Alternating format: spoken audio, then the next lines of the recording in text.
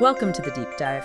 We're here to take rich source material and really pull out the most vital insights for you. That's right. Imagine a kingdom really at the peak of its power. You've got this king, renowned everywhere for his wisdom, his wealth, but it's all teetering right on the edge of this dramatic collapse. We're talking serious royal intrigue, divine encounters, ruthless ambition. There's even a prophet literally running for his life. It's a really pivotal moment, isn't it? It shows just how fast things can change. So today we're doing a deep dive into an ancient text, specifically parts of the book of 1 Kings. Right. And this source, it gives us this incredible, really close-up look at a transformative time for Israel and Judah. We start near the end of King David's life, go right through Solomon's huge reign, and then into that messy period, the divided kingdom. Yeah, and our mission today is basically to pull out the most important bits of knowledge, the key insights from this really rich account. We want to help you understand the main players, the critical decisions, and all those surprising twists and turns that shape this whole story. Yeah. What's so fascinating, I think, beyond just the epic scale of it all, is seeing how leadership, both the really good kind and, well, the really bad kind, just ripples down through the generations. So yeah, let's unpack this. Let's do it. So we kick things off with King David. He's at the very end of this long, famous reign. The text says he was old, advanced in years, couldn't even keep warm. Right, even with blankets. Exactly. So his servants bring in this young woman, Abishag the Shunammite. She's described as very beautiful, and she's there to attend to him. But the text makes a point of saying the king had no intimate relations with her. And that little detail, it seems small, but it really underscores David's weakness, doesn't it? And this power vacuum that's opening up. It really does. Yeah. Because with the king declining, the stage is set for a power play. And who steps in? Adonijah, David's son, born after Absalom. Adonijah. Very handsome, apparently. And he decides to put himself forward as king. Gets himself chariots, horses, 50 guys running ahead of him. Right. The whole show. And what's striking is David's reaction, or lack of it. The text says David had never interfered with him by asking, "Why do you behave as you do?" Just let him do it. Yeah, that lack of paternal intervention, it's critical. It basically gave Adonijah the green light. Right. He gets support from Joab, the army commander, and Abiathar, the priest. Big names. Huge names. Yeah. But, and this is a key mistake, he deliberately doesn't invite the people loyal to Solomon, like Nathan the prophet, Benaiah head of David's guard, or obviously Solomon himself, to his big coronation feast. That tells you a lot, doesn't it? About the sort of behind-the-scenes maneuvering. Oh, definitely. It shows you who held the real influence. And Nathan the prophet, he spots this power grab immediately. Right. Goes straight to Bathsheba, Solomon's mother, warns her, hey, Adonijah's made himself king, and David doesn't even know. Smart move. Brilliant move. And his advice is strategic. Go to David, remind him about his oath that Solomon would be king, and then Nathan says, I'll come in right after you and back you up. It's a planned countermove. A coordinated effort. Totally. And Bathsheba plays her part perfectly. Goes to the old king, Abishag's intending him, and she lays it out. Reminds him of his solemn promise, Solomon your son shall be king after me. And she adds that chilling warning, right? If Solomon doesn't become king, she and Solomon will be treated as criminals. Basically executed. Exactly. High stakes. And just as she's talking, in comes Nathan, confirms everything she said, directly challenges David, did you authorize this coronation by Adonijah? And David, even though he's frail, he snaps into action. He does. Takes another oath to Bathsheba, repeats it, Solomon your son shall be king after me. And then immediately orders Zadok the priest, Nathan, Benaiah, get Solomon on my own mule, take him down to Gihon, anoint him king. Now. Wow, talk about decisive, no messing around. None at all. The anointing is fast, it's public. Zadok and Nathan anoint Solomon at Gihon. They blow the trumpet and people just erupt. Long live King Solomon. Must have been deaf. The text says the ground shook with the sound. The whole city cheered. It was a massive public statement of legitimacy, completely undermining Adonijah's secret party. So how does Adonijah find out? Well, the noise reaches him and his guests just as they're finishing their feast. Jonathan, Abiathar's son, brings the news. Basically, good news, not at all. Understatement. Right. Adonijah completely panics, runs off and grabs the horns of the altar. In sanctuary. A desperate move, yeah. Yeah. Appealing for mercy. Solomon, though, he shows a calculating side even then. Offers conditional mercy. If he behaves himself, basically, he'll be fine. But if evil is found in him, he dies. So he sends him home for now. Wow. Solomon's in, but it was close. Very close. But Solomon's rule is established. dramatically. Yeah. Still, he has some unfinished business, thanks to David's final instructions. Ah, right. David's deathbed charge. Yeah. Before David dies after reigning 40 years, he tells Solomon, first, obey God's laws. That's the path to prosperity. But then he gets specific, personal. Like with Joab. Exactly. Joab, who shed innocent blood. David says, don't let his gray head go down to the grave in peace. But then show kindness to Barzillai's sons, who helped David earlier. And Shammai, the one who cursed him. Shammai, yeah. David warns Solomon, don't think he's innocent. From his gray head down to the grave in blood. Pretty harsh final words. Sets Solomon up for some tough decisions right away. And he doesn't exactly shy away from them, does he? No, he really doesn't. His early reign is all about consolidating power, and yeah, it's surprisingly ruthless for the wise king. Adonijah makes the first and last mistake. What does he do? He asks Bathsheba to ask Solomon to give him Abishag, David's former attendant, as a wife. Ooh, bad move. That sounds like a claim to the throne, symbolically. Solomon certainly saw it that way, a direct challenge. His reaction is immediate. Right. Orders Benaiah to execute Adonijah, right then and there. Wow. No second chances. None. Sends a clear message. Then Abiathar, the priest, who backed Adonijah, removed from the priesthood, spared execution only because he carried the ark for David. And the text connects that to an old prophecy, right? About Eli's house. It does. Fulfilled the word the Lord had spoken at Shiloh about the house of Eli. Right. Adds this layer of, divine destiny to Solomon's ruthless cleanup. So, next on the list is Joab. Yep. Joab hears what's happening, panics, and does exactly what Adonijah did, flees to the altar. Doesn't work this time either, I bet. Not a chance. Solomon's unyielding, orders Benaiah, do as he says, strike him down, clear me and my father's house of the guilt of the innocent blood that Joab shed. Specifically naming Abner and Amasa, whom Joab had murdered. So Joab meets his end right there at the altar. Right there. And finally Shimei.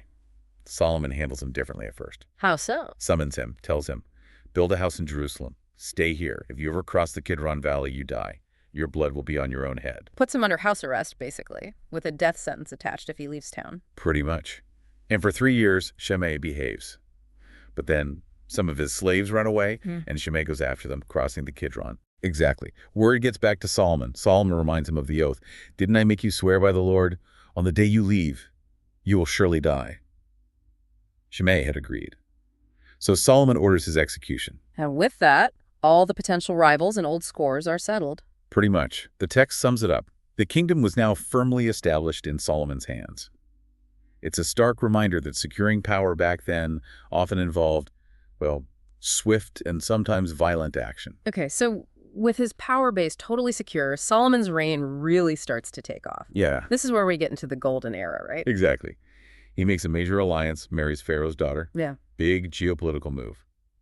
But the real turning point, the thing that defines his legacy, happens at Gibeon. A dream. The dream. He offers this massive sacrifice, 1,000 burnt offerings, and that night, God appears to him.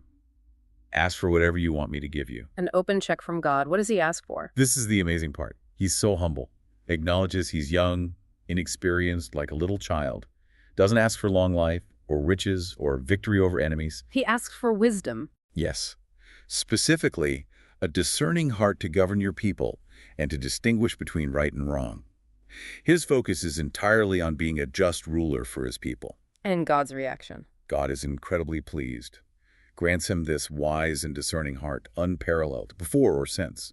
But then God says, because you didn't ask for them, I'm also giving you riches and honor, more than any other king in your time. And if you obey me, long life too. Wow. Talk about a divine endorsement. That sets the stage for everything. Absolutely. And we see that wisdom in action almost immediately with that famous case. Ah, the two prostitutes and the baby. Classic story. It really is. 2 women, 1 living baby, 1 dead one, both claiming the living child. No witnesses. What do? Solomon's solution is pretty radical. Totally. He calls for a sword. Cut the living child in 2 and give half to one and half to the other. Sounds brutal, but it's a test, right? Exactly. The real mother cries out immediately, no, my lord, give her the living baby, don't kill him.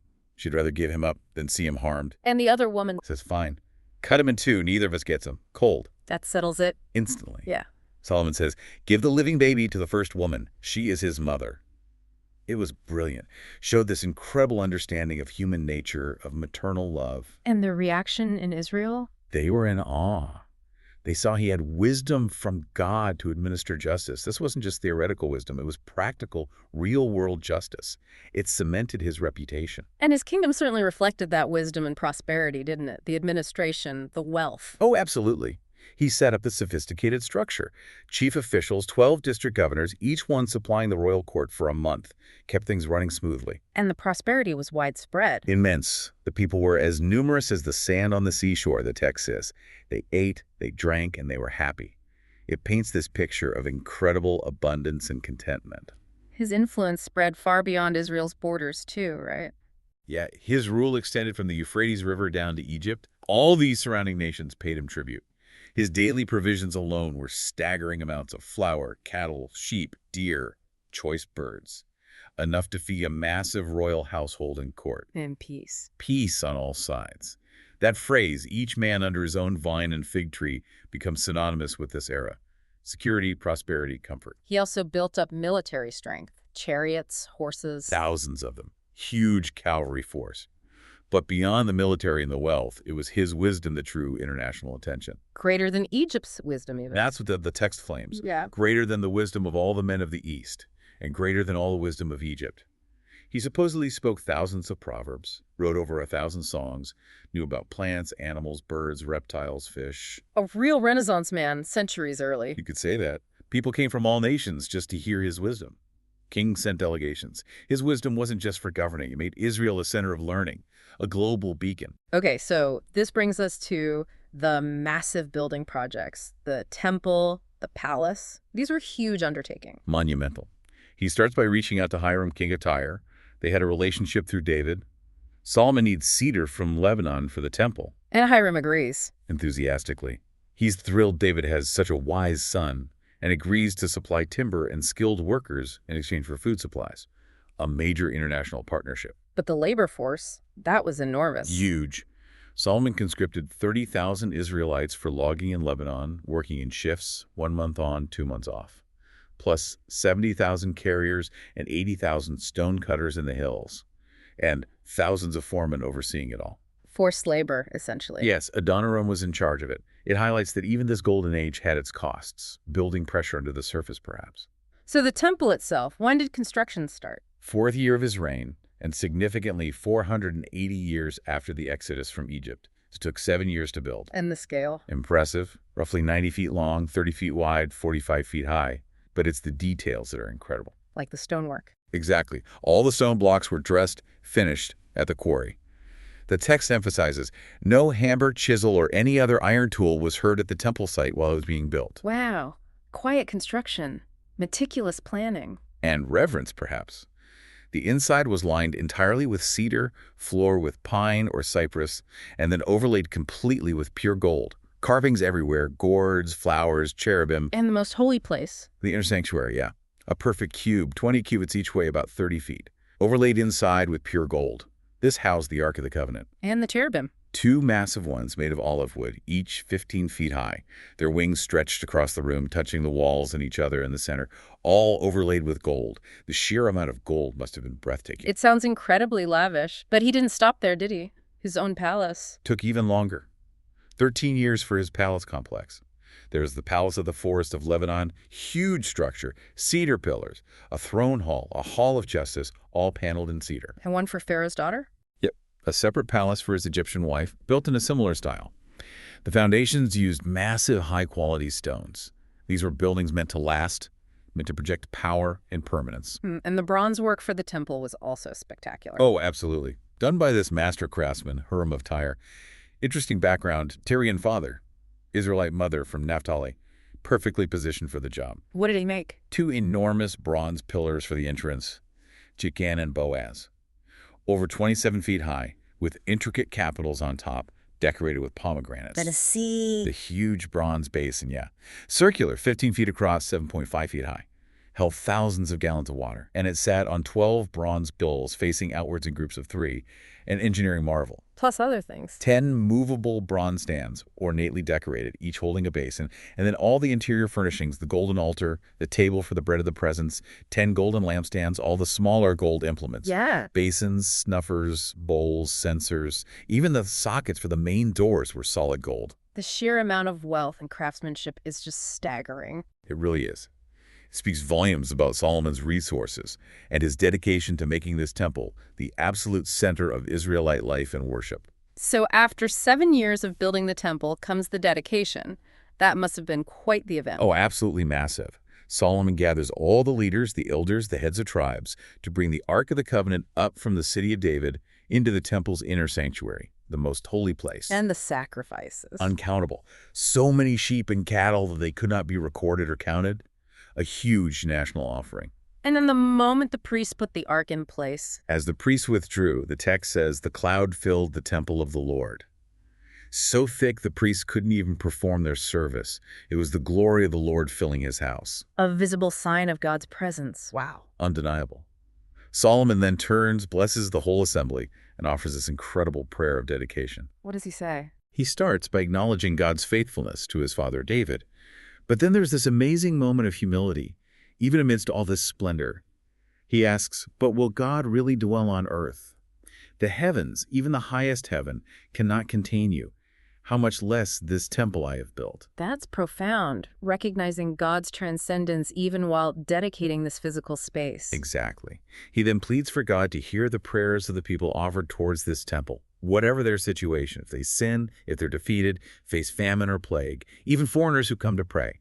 He asks for forgiveness, and that the temple's purpose would be so that all the peoples of the earth may know your name and fear you.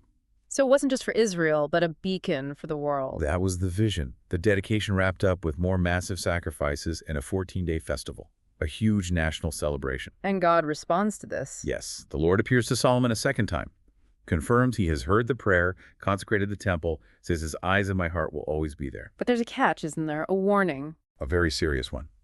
God says, if you or your sons turn away, worship other gods, break my commands, then Israel will be cut off from the land in this magnificent temple. It will be rejected, become a ruin, an object of ridicule among the nations. So the blessing is conditional. Fidelity is key. Absolutely. The physical building means nothing without the spiritual commitment. It's a powerful warning that, unfortunately, foreshadows what's to come. Yeah, because despite all this wisdom, all this glory, Solomon's reign takes a downward turn, doesn't it? Sadly, yes. The source is quite clear. Solomon loved many foreign women besides Pharaoh's daughter. Moabites, Ammonites, Edomites, Sidonians, Hittites. From nations Israel was specifically told not to intermarry with, right? Because they'd lead them astray. Exactly. They will surely turn your hearts after their gods. And that's precisely what happened. He amassed this huge harem, 700 wives of royal birth and 300 concubines. 700 wives, 300 concubines. That's Oh, staggering. It is. And the text says, as he got older, his wives turned his heart after other gods, and his heart was no longer fully devoted to the Lord, unlike his father David. So he actually started worshiping their gods. He did. Followed Ashtoreth, the goddess of the Sidonians, Molech, the Ammonite god. He even built high places, shrines for idol worship, right near Jerusalem, on a hill east of the city. For Chemosh of Moab, for Molech, allowing his foreign wives to burn incense and sacrifice to their gods. Wow. From asking for wisdom to building pagan shrines, that's a tragic decline. It really is. And God's reaction is anger. The text notes God had appeared to him twice, warned him specifically against this. But Solomon did not keep the Lord's command. So judgment is declared. Yes. God tells him directly, I will most certainly tear the kingdom away from you and give it to one of your subordinates. But not immediately. Not in Solomon's lifetime, for the sake of David your father. God's faithfulness to David provides a temporary buffer. I will tear it out of the hand of your son. And even then, not the whole kingdom. I will not tear the whole kingdom from him, but will give him one tribe, Judah for David's sake and for Jerusalem's sake. So judgment is coming, but it's tempered with mercy and past promises. Precisely. And in the meantime, God starts raising up adversaries against Solomon, chipping away at his peace. Who were they? Hadad the Edomite, a prince who'd escaped David's earlier conquest of Edom, grew up in Egypt, and now returned to cause trouble. And Rezon, son of Eliada, who led rebels in Damascus and was hostile to Israel throughout the rest of Solomon's reign. External pressures mounting. But the main threat came from within, right? Jeroboam. Yes, Jeroboam, son of Nebat, an Ephraimite, one of Solomon's own officials. Solomon had actually promoted him, put him in charge of the labor force from the northern tribes because he was capable. And he gets a prophecy. A very dramatic one. Ahijah, a prophet from Shiloh, meets Jeroboam. Ahijah tears his own new cloak into 12 pieces, gives 10 pieces to Jeroboam, and says, "Thus says the Lord, I am going to tear the kingdom out of Solomon's hand and give you 10 tribes." 10 tribes, leaving just one for Solomon's son. One main tribe, Judah, plus maybe Benjamin associated with it, but the bulk goes to Jeroboam. And the reason, Ahijah spells it out. Because they have forsaken me and worshipped Ashtoreth, Chemosh, and Molech. Solomon's idolatry is the direct cause. How does Solomon react to this prophecy? Tries to kill Jeroboam. But Jeroboam flees to Egypt under the protection of Pharaoh Shishak and stays there until Solomon dies. So Solomon reigns his 40 years, the kingdom intact, but the seeds of division are sown, the judgment is pronounced, and then his son Rehoboam takes over. Exactly. Solomon dies, Rehoboam succeeds him. And this is where that prophecy starts to become reality, very quickly. So Rehoboam's succession, does it go smoothly? Not exactly. All the tribes of Israel gather at Shechem, north of Jerusalem, to make him king. But they have a request first. Jeroboam, who's now back from Egypt, speaks for them. What do they ask for? They say, "Your father Solomon put a heavy yoke on us," referring to the forced labor and taxes for his projects. "Lighten the harsh labor and the heavy yoke, and we will serve you." It seems like a reasonable request. A chance for the new king to start fresh, build goodwill. How does Rehoboam handle it? He asks for 3 days to think it over, and he seeks counsel. First, from the elders who had served his father Solomon. What's their advice? Wise advice. They say, if today you will be a servant to these people, give them a favorable answer, they will always be your servants. Yeah. Basically, show some humility, ease up, and you'll win their loyalty. Sounds sensible. Does he listen? No. He rejects the elders' advice and turns to the young men he grew up with, his peers. And what do they tell him? Terrible advice.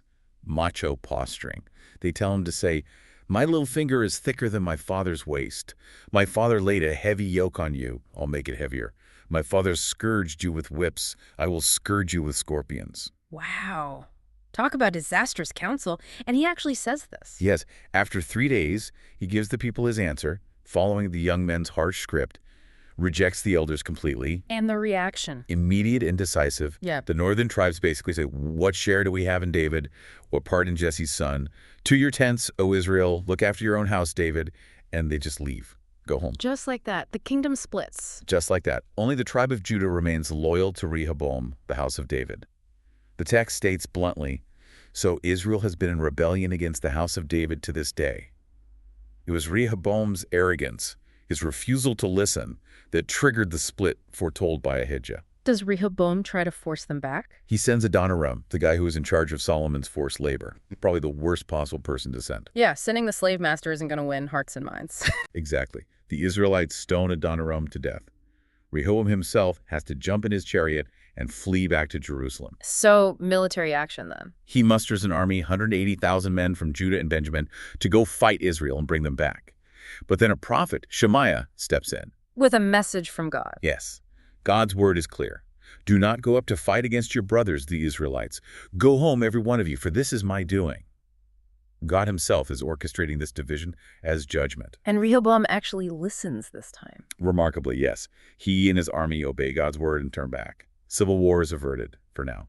Meanwhile, up north, Jeroboam is now king of the 10 tribes. What's his first move? He fortifies Shechem and Penuel as his main cities, but he has a political problem. The temple, the center of worship, is still in Jerusalem, in Rehoboam's territory. Right, if his people keep going there to worship. Their hearts might turn back to Rehoboam, the king of Judah. Jeroboam fears losing power, so he comes up with his own religious solution, a disastrous one. The golden calves. The infamous 2 golden calves. He makes them and tells the people, "It's too much for you to go up to Jerusalem. Here are your gods, O Israel, who brought you up out of Egypt." Echoing the sin at Mount Sinai. Precisely. He sets one calf up in Bethel, in the south of his kingdom, and one in Dan, way up north. Convenience religion, basically. And the text says, "This thing became a sin." And he didn't stop there. No, he built shrines on high places, appointed priests who weren't from the tribe of Levi, which was against God's law, and even instituted his own festival in the 8th month, mimicking the festival in Judah, but on his own authority. So he fundamentally corrupted the worship of God in the northern kingdom right from the start. Completely. Right. He established state-sponsored idolatry to secure his political power. This sin of Jeroboam becomes the benchmark for evil for almost every northern king that follows. So the northern kingdom, Israel, starts off on this really bad footing, and it seems like things go downhill fast with the kings who follow Jeroboam. They really do. There's this pattern of prophetic judgment, followed by brief, often violent reigns. First, Jeroboam himself faces judgment. A prophet from Judah comes to Bethel while Jeroboam is offering incense at his new altar. What does he prophesy? He cries out against the altar, predicting a future king from David's line, named Josiah, will desecrate it by sacrificing Jeroboam's priests on it. And as a sign, the altar immediately splits apart. Wow. Direct confrontation. How does Jeroboam react? He points at the prophet, orders him seized, and his hand instantly withers. He can't pull it back. Only when the prophet prays for him is his hand restored. You'd think that would make him change his ways. You would, but no. The text says Jeroboam still persisted in his evil ways, appointing priests for the high places. Then there's that strange, tragic story of the prophet from Judah being deceived by an old prophet in Bethel, leading him to disobey God's specific command not to eat or drink there. Right, and he gets killed by a lion on the way home. Yeah, but the lion doesn't eat him or the donkey. It's another eerie sign validating the prophecy. It just underscores the seriousness of obedience, even when tricked. So, Jeroboam's personal end. His son Abijah gets sick. Jeroboam sends his wife in disguise to the prophet Ahijah, the same one who first gave him the kingdom. Does the disguise work? Not a chance. Ahijah's old and blind, but God tells him who's coming. He delivers this devastating message. Disaster is coming on Jeroboam's house. Every male descendant will be cut off, wiped out as one burns dung. Harsh. And the son. Abijah will die the moment his mother steps back into their city. And sadly, he's described as the only one in whom the Lord has found anything good in Jeroboam's whole family, a complete rejection of the dynasty. So Jeroboam's line is doomed. Who comes next? His son Nadab reigns for just 2 years, doing evil like his father. Then Baasha, from the tribe of Issachar, conspires against him, kills him during a siege at Gibbethon, and takes the throne. And Baasha finishes the job on Jeroboam's family. Kills every last one of them, just as Ahijah prophesied. Baasha himself reigns for 24 years, but... Let me guess, he also did evil. Yep, walked in the ways of Jeroboam. So another prophet, Jehu, pronounces the same kind of judgment against Baasha's house. Because he followed Jeroboam's sin, and because he wiped out Jeroboam's house, doing God's judgment, but presumably with wrong motives. It's a relentless cycle. It really is. Baasha's son, Elah, reigns 2 years, gets assassinated by Zimri, one of his chariot commanders, while Elah's getting drunk. Zimri takes over. For a whole 7 days. In that week, he manages to kill Baasha's entire family and friends, fulfilling Jehu's prophecy. But the army, away besieging a Philistine town, hears about it and proclaims their commander Omri as king. So Zimri versus Omri. Omri besieges Tirzah, the capital. Zimri sees it's hopeless, goes into the palace citadel, sets it on fire, and dies in the flames. Wow. 7 days of rain ends in fire. But Omri still had a rival, Tibni. There's a brief civil war. Omri wins. He reigns 12 years in total. Is Omri significant? Yes, politically. He buys a hill from a guy named Shemer for 2 talents of silver and builds a brand new capital city on it, Samaria. This becomes the capital of the northern kingdom from then on. But morally, more evil. Even worse. Omri did evil in the eyes of the Lord and sinned more than all those before him. He solidified the sins of Jeroboam. And Omri's son is? Ahab. And this is where the evil in Israel reaches its absolute peak. Ahab. He gets a particularly bad rap, doesn't he? The worst. Reigns 22 years in Samaria. The text is unambiguous. Ahab, son of Omri, did more evil in the eyes of the Lord than any of those before him. What made him so much worse? 2 main things. First, marrying Jezebel, daughter of Ethbaal, king of the Sidonians. This wasn't just a political alliance.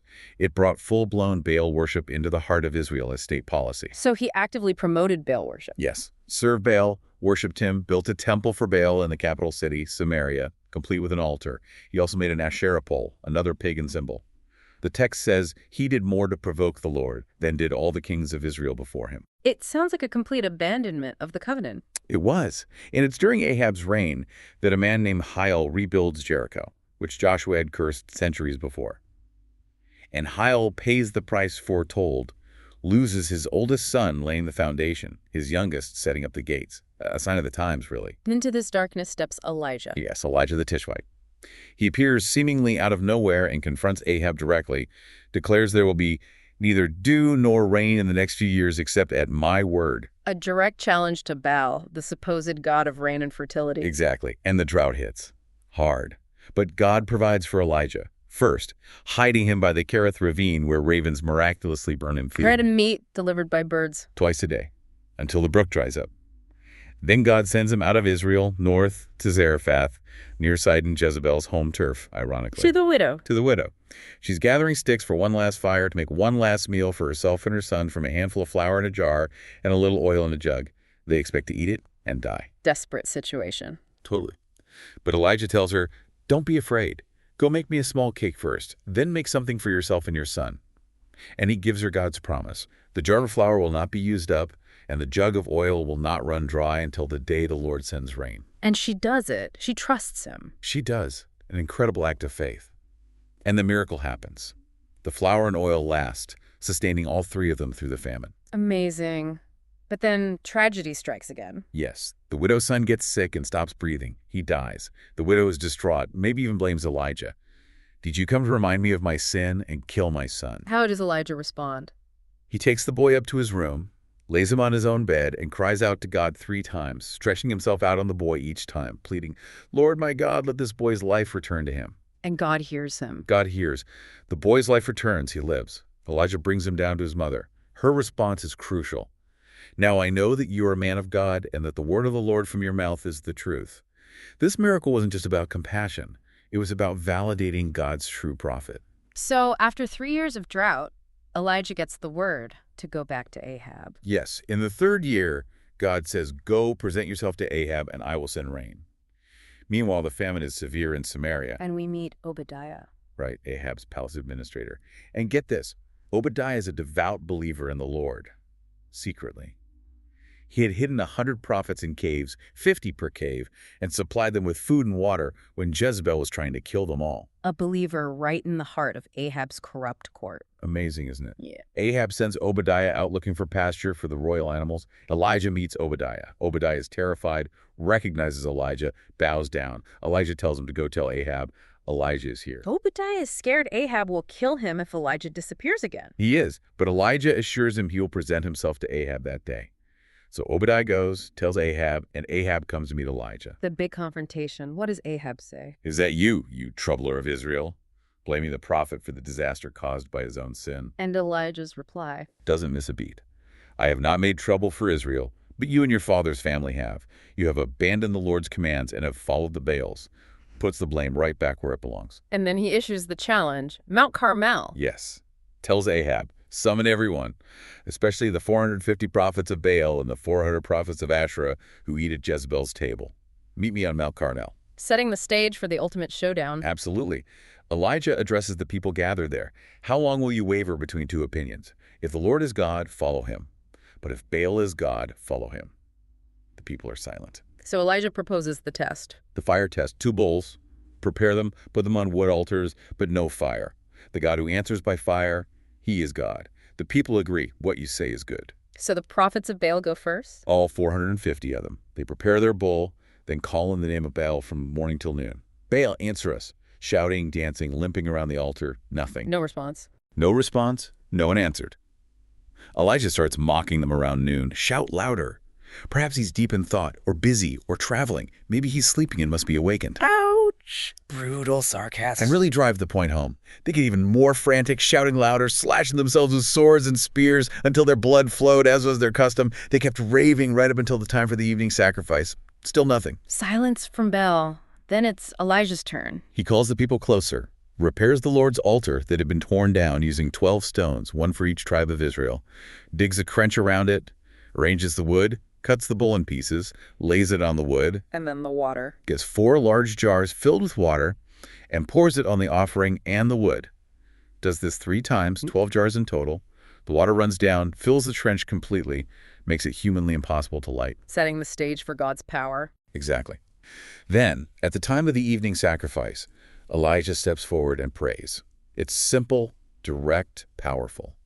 Asks God to let it be known that day that he is God in Israel, that Elijah is his servant, and that he commanded these things. Answer me, Lord, answer me, so these people will know that you, Lord, are God, and that you are turning their hearts back again. And the response. Instantaneous and dramatic. The fire of the Lord fell and burned up the sacrifice, the wood, the stones, and the soil, and also licked up the water in the trench. Wow. Consumed everything. Stone, soil, water, everything. Total consumption. The people see it, fall prostrate, and cry out, "The Lord, He is God. The Lord, He is God." A complete reversal. What happens to the prophets of Baal? Elijah gives the command. Seize the prophets of Baal. Don't let anyone get away. They seize them. Elijah brings them down to the Kishon Valley and slaughters them there. A harsh judgment, but a total cleansing of the immediate threat. And the rain. Elijah promised rain. Right after the slaughter, Elijah tells Ahab, "Go, eat and drink, for there is the sound of a heavy rain." Ahab goes off to eat. Elijah climbs to the top of Carmel, bends down, puts his face between his knees praying. Sends his servant to look. Tells his servant, "Go look toward the sea." Servant goes, comes back. There's nothing. Elijah sends him back 7 times. 7 times. Persistent prayer. Yes. The 7th time, the servant reports, "A cloud as small as a man's hand is rising from the sea." That's the sign. Elijah tells the servant, "Go tell Ahab, hitch up your chariot and go down before the rain stops you." And the rain comes. It does. The sky grows black with clouds, the wind picks up, and a heavy rain starts falling. Ahab rides off towards Jezreel. And then this amazing thing happens. The power of the Lord came on Elijah. He tucked his cloak into his belt and he ran ahead of Ahab's chariot all the way to Jezreel. Ran faster than a chariot. Wow, a day of incredible divine power. Absolutely. Victory on Carmel, the end of the drought. But Elijah's struggle isn't over. Right, Jezebel. Ahab tells Jezebel everything Elijah had done, including killing all her prophets. Jezebel sends a messenger to Elijah with a threat. "May the gods deal with me, be it ever so severely, if by this time tomorrow I do not make your life like that of one of them." She basically puts a death sentence on him. How does Elijah react? He's afraid. After all that power on Carmel, he's terrified. He runs for his life, goes south to Beersheba in Judah, leaves the servant there, and walks another day's journey into the wilderness. And collapses. Yes, sits down under a broom tree and prays to die. "I have had enough, Lord. Take my life. I am no better than my ancestors." It's such a human moment, isn't it? The crash after the adrenaline wears off, the despair. Completely. What happens then? He falls asleep.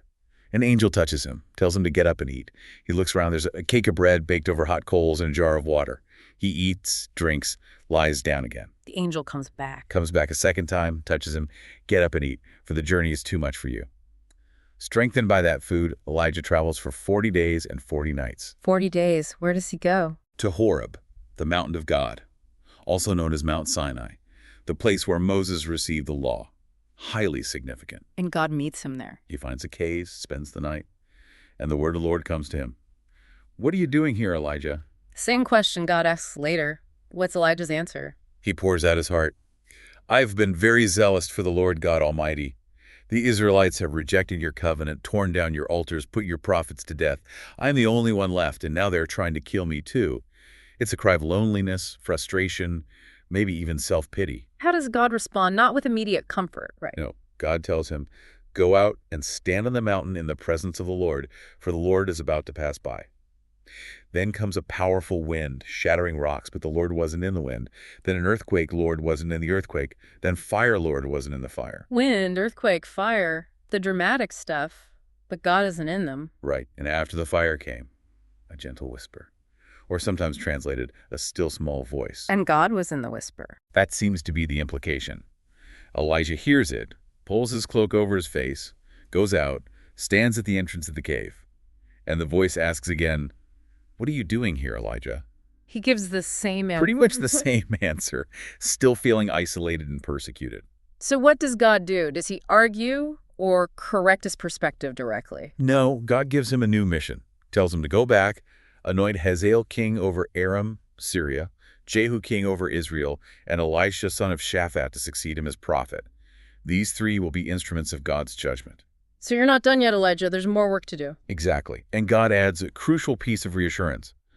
"Yet I reserve 7,000 in Israel, all whose knees have not bowed down to Baal, whose mouths have not kissed him." You're not alone, Elijah. There's a faithful remnant. Huge encouragement. So Elijah leaves Horeb, finds Elisha plowing. Elisha's apparently well off, plowing with 12 yoke of oxen. He's driving the 12th pair himself. How does the call happen? Elijah just walks up to him and throws his cloak around him. That's it. A symbolic transfer of prophetic authority. And Elisha understands immediately. Seems so. He leaves the oxen, runs after Elijah, asks to kiss his father and mother goodbye. Elisha says, "Go back. What have I done to you? Perhaps meaning it's your choice, but understand the significance. So Elisha goes back. Takes his yoke of oxen, slaughters them, burns the plowing equipment to cook the meat, gives it to the people, they eat, a complete break from his old life. Then he sets out to follow Elijah and become his attendant. Total commitment. Okay, so Elijah's commissioned Elisha, but Ahab's reign isn't over yet. There are still wars and that whole Naboth's vineyard incident. Right. Ahab gets into wars with Ben-Hadad, king of Aram, Yeah. Syria. First, Ben-Hadad besieges Samaria, demands everything: silver, gold, wives, children. Ahab surprisingly initially agrees. I and all I have are yours. Really? He just caves. At first. But then Ben-Hadad sends messengers back saying, okay, not only will I take what you offered, but tomorrow my officials will come and search your palace and your officials' houses and take anything they want. That's pushing it too far. Exactly. Ahab consults his elders. They advise him, don't give in to this second demand. So Ahab tells Ben-Hadad's messengers, I'll do the first demand, but this second one I cannot meet. How does Ben-Hadad react? He boasts. Sends back a message basically saying, may the gods punish me if there's enough dust left in Samaria for each of my soldiers to take a handful. Total annihilation threatened. And Ahab's response? Famous line here. Classic comeback.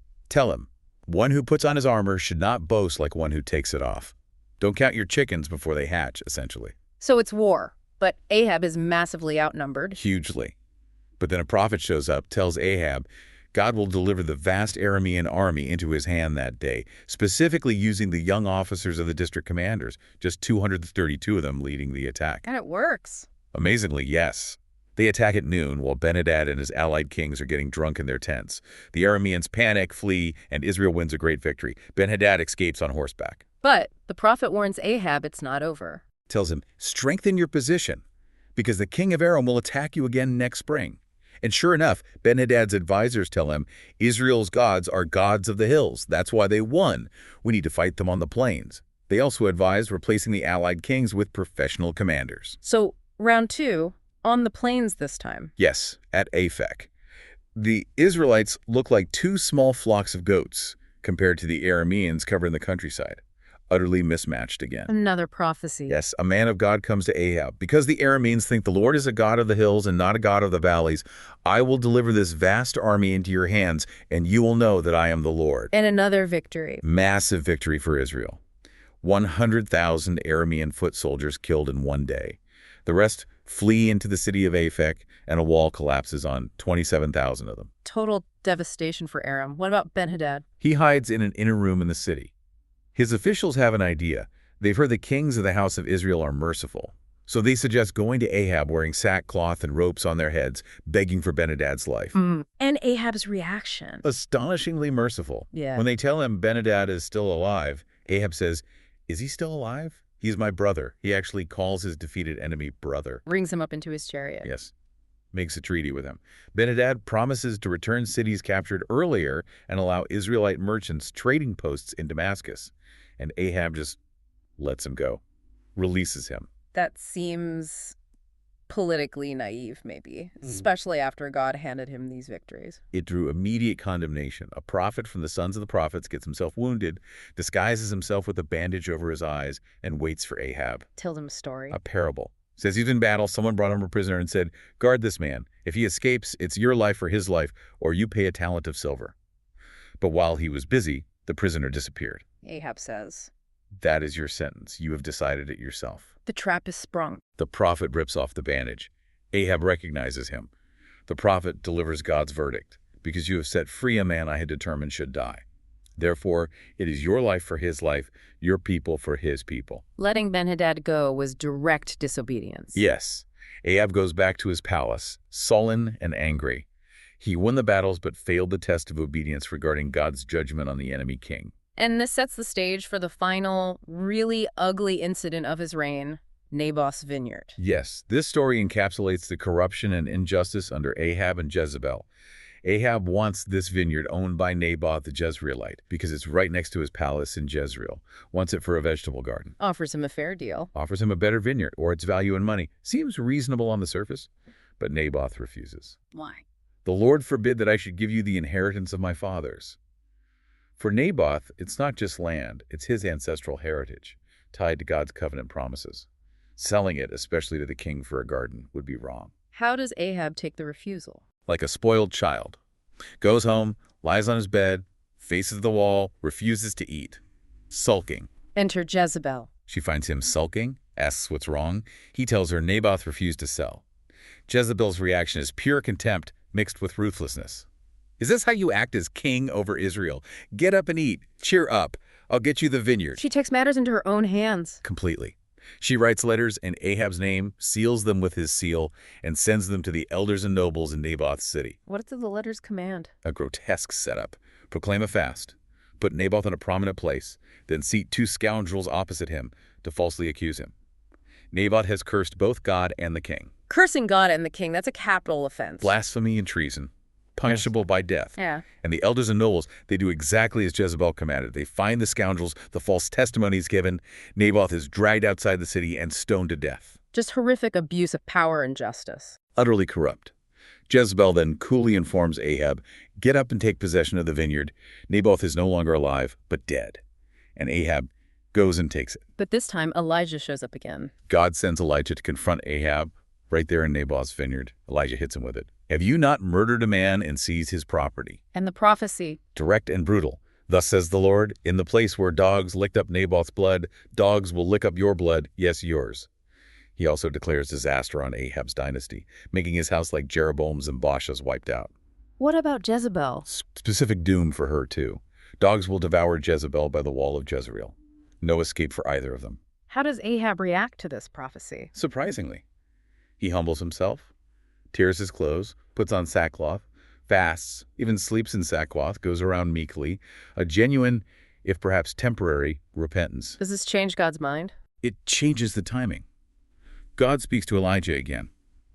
Have you noticed how Ahab has humbled himself? Because he has humbled himself, I will not bring this disaster in his day, but I will bring it on his house in the days of his son. Repentance had an effect, delaying the dynastic judgment. But Ahab's personal fate is sealed. Seems so. 3 years of peace pass. Then Ahab gets an idea. Let's go retake Ramoth-Gilead from the king of Aram. He asks Jehoshaphat, the king of Judah, who's visiting, to join him. Jehoshaphat agrees, but wants to consult a prophet first. Yes. Good King Jehoshaphat says, first seek the counsel of the Lord. So Ahab gathers his court prophets, about 400 of them. They all say the same thing. Go, for the Lord will give Ramoth-Gilead into the king's hand. Uniformly positive. Jehoshaphat is suspicious. He asks, is there no longer a prophet of the Lord here whom we can inquire of? He senses these guys are just telling Ahab what he wants to hear. And Ahab admits there is one, but he hates him. Yes, Micaiah, son of Imlah. Ahab says, I hate him because he never prophesies anything good about me, but always bad. Tells you everything about Ahab's attitude. But they sent for Micaiah anyway. He's told to give a good report like the others. Right, the messenger warns him. When Micaiah comes before the kings, Ahab and Jehoshaphat are sitting on thrones in full regalia. Ahab asks him, shall we go to war or not? Micaiah's first answer. Sarcastic agreement. Attack and be victorious. The Lord will give it into the king's hand. Mimicking the false prophets. Ahab sees through it. Yeah, he demands, how many times must I make you swear to tell me nothing but the truth in the name of the Lord? So Micaiah gives the true prophecy. Yes. I saw all Israel scattered on the hills like sheep without a shepherd, and the Lord said, these people have no master. Let each one go home in peace. Clear prediction of Ahab's death and the army's defeat. And he adds that vision about the heavenly council. The vision of God asking who will entice Ahab to attack Ramoth-Gilead and fall there. And a spirit volunteers. I will go out and be a lying spirit in the mouths of all his prophets. God permits it. You will succeed. Go. Basically saying God allowed the false prophets to deceive Ahab towards his doom. That's the implication. One of the false prophets, Zedekiah, slaps Micaiah, asking, which way did the Spirit from the Lord go when he went from me to speak to you? Micaiah is arrested. Ahab orders him thrown in prison, fed only bread and water, until Ahab returns safely. Micaiah gets the last word. If you ever return safely, the Lord has not spoken through me. Then he adds, mark my words, all you people. Ahab ignores the warning, goes into battle anyway, but he tries to cheat fate. He disguises himself, doesn't wear his royal robes, tells Jehoshaphat to wear his robes. Smart plan, maybe? Doesn't work. Nope. The king of Aram had ordered his chariot commanders, do not fight with anyone, small or great, except the king of Israel. They see Jehoshaphat in royal robes, think it's Ahab, and pursue him. Jehoshaphat cries out, They realize it's not Ahab. right, and turn away. But then someone drew his bow at random, just a random shot into the chaos. Hits Ahab. Hits the king of Israel between the sections of his armor. A chance shot finds the one vulnerable spot in his disguise. Ahab tells his chariot driver, "Wheel around and get me out of the fighting. I've been wounded." Does he die immediately? No, he's propped up in his chariot facing the Arameans. His blood flows down into the bottom of the chariot. He dies that evening. His body is brought back to Samaria and buried there. And the prophecy about the dogs. Gets fulfilled precisely. They washed the chariot at a pool in Samaria where the prostitutes bathed, and the text explicitly says the dogs licked up his blood as the word of the Lord had declared. A grim, ignominious end. His son Ahaziah succeeds him. So that's the end of Ahab. What about Jehoshaphat, the king of Judah, during this time? Jehoshaphat gets a mostly positive review. Reigned 25 years, walked in the ways of his father Asa, did what was right in God's eyes. Any criticisms? Just that the high places, the local shrines weren't removed, people still sacrificed there, but he did get rid of the remaining male shrine prostitutes. Any other notes on him? He tried to build a fleet of trading ships, like Solomon's, to sail for gold from Ophir. But they were wrecked at Ezion-Geber, never even set sail. Later, Ahaziah, Ahab's son, offered to send his sailors with Jehoshaphat's men, but Jehoshaphat wisely refused the alliance. Okay, and Ahaziah, Ahab's son, who took over in Israel. Reigned only 2 years, and, predictably, did evil. Followed the ways of his father Ahab, his mother Jezebel, and Jeroboam. Served and worshipped Baal, provoked the Lord. The pattern continues. Wow. Okay, so we've covered a huge sweep of history there. From David's final days through Solomon's glory and fall, the kingdom splitting, and then this rapid, often violent succession of kings in the north, culminating in the extreme wickedness of Ahab and Jezebel and the powerful ministry of Elijah. It's an incredible narrative, isn't it? We've seen the height of wisdom and wealth, grand building projects, divine encounters, but also deep betrayal, idolatry, injustice, and the stark consequences of leadership choices. 1 Kings really gives us this unvarnished look at how loyalty or lack thereof, especially towards God, shaped the destiny of a nation. Yeah, connecting it to the bigger picture, I think what really stands out is how wealth, power, even incredible wisdom like Solomon had at the start, they're no guarantee of lasting success or frankly, ethical behavior. Often they seem to be the biggest test. That's a great point. And you see so clearly how individual choices, especially by leaders, have these ripple effects for generations. Patterns get set, good and bad, and they just cascade down, impacting countless lives. It's not just ancient history. You see similar dynamics play out all the time. Definitely. Which brings us to a final thought for you, our listener, to maybe chew on. When you look at that rapid succession of kings in the north, almost all of them repeating or worsening the sins of Jeroboam, that state-sponsored idolatry. What does that tell us about power itself? And maybe about that human struggle to maintain integrity when you're tempted by, I don't know, self-preservation or political gain?